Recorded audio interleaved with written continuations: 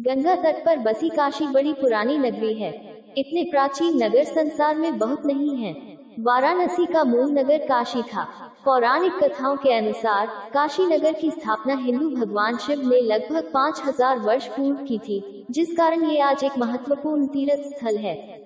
ये हिंदुओं की पवित्र सप्तपुरियों में से एक है। स्कंद पुराण, रामायण एवं महाभारत सहित प्राचीनतम ऋग्वेद में नगर का उल्लेख आता है। सामान्यतः वाराणसी शहर को कम से कम 3000 वर्ष प्राचीन तो माना ही जाता है।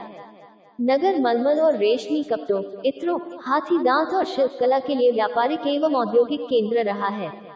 गौतम बुद्ध जन्म 567 पूर्व के काल में वाराणसी काशी राज्य की राजधानी हुआ करता था। प्रसिद्ध चीनी यात्री हवेन त्सांग ने नगर को धार्मिक, शैक्षणिक एवं कलात्मक गतिविधियों का केंद्र बताया है और इसका विस्तार गंगा नदी के किनारे 5 किमी तक लिखा है। महाभारत पूर्व मगध में राजा जरासंध ने राज्य किया और काशी भी उसी साम्राज्य में समा गई। आर्यों के यहाँ कन्या के विवाह स्वयंवर के द्वारा होते थे। एक स्वयंवर में पांडव और कौरव के पितामह भीष्म ने काशी नरेश कोलीय नागवंशियों की 3 पुत्रियों अम्बा, अंबिका और अम्बालिका कोली नागवंशीय राजकुमारी का अपहरण किया था। इस अपहरण के परिणाम स्वरूप काशी और हस्तिनापुर की शत्रुता हो गई। महाभारत युद्ध में जरासंध और उसका पुत्र सहदेव दोनों काम आए। कालांतर में गंगा की बाढ़ ने पांडवों की राजधानी हस्तिनापुर को डुबा दिया। तब पांडव वर्तमान प्रयागराज जिला में यमुना किनारे कौशाम्बी में नई राजधानी बनाकर बस गए।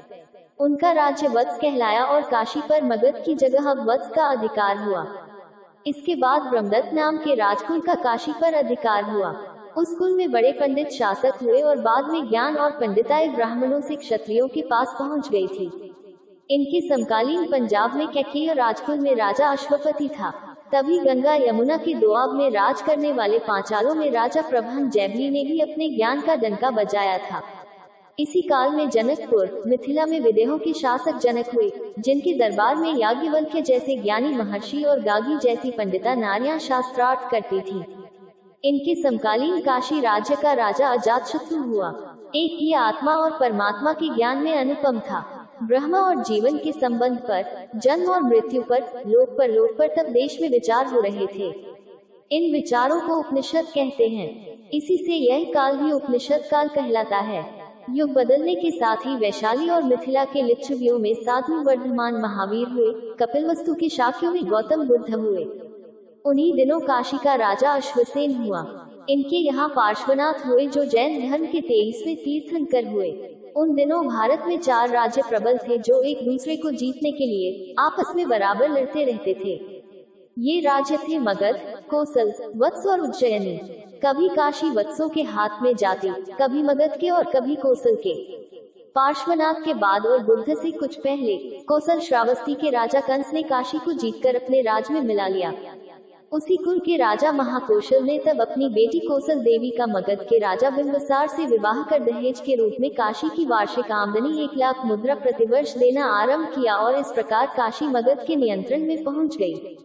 एक राज के लोभ से मगध के राजा बिंबिसार के बेटे अजातशत्रु ने पिता को मारकर गद्दी छीन ली। तब विधवा बहन कौशल देवी के दुख से दुखी उसके भाई कौशल के राजा प्रसेनजित ने काशी की आमदनी अजातशत्रु को देना बंद कर दिया, जिसका परिणाम मगध और कौशल समर हुई। इसमें कभी काशी कौशल के, कभी मगध के हाथ लगी। अंततः अजातशत्रु की जीत हुई और काशी उसके बढ़ते हुए साम्राज्य में समा गई।